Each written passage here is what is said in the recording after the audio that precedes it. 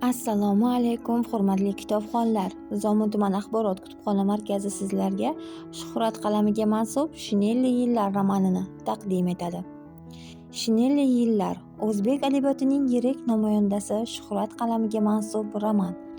Bu adibning ijodidagi ilk romani bo'lib, 1947-1957-yillar oralig'ida yozilgan.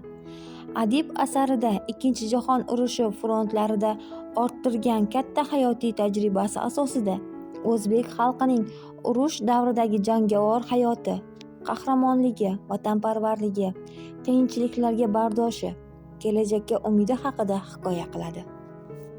Asar 1975-yilda G'ofur G'ulom nomidagi nashriyot matbaa ijodiy uyi tomonidan 592 betli qattiq muqovada 60 ming nusxadan nashr ettirilgan. 2019-yilda esa Adabiyot uchqunlari nashriyotida 720 betli yumshoq muqovali kiril alifbosida nashr ettirildi.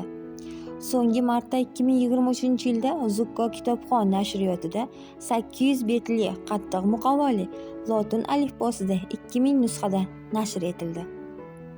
Shinelli yillar romanida bosh qahramon o'zbek yigiti Elmurodning hayoti misolida urushning boshidan oxirigacha bo'lgan davrdagi xarakterli voqealar tasvirlangan. Roman voqeasi O'zbekistonda boshlanib, Volga bo'ylarida, Kavkazda, Ukrainada va chet ellarda davom etadi.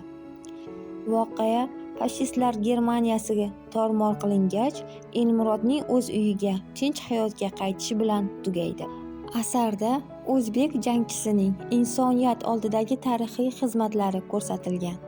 Shinelli yillar jang ko'rgan yozuvchining qalamiga mansub bo'lganligi uchun unda taxminiylik, mavhumiylik yo'q. Jang manzaralari, harbiy hayot tasviri aniq va hayotiy va haqqoniydir.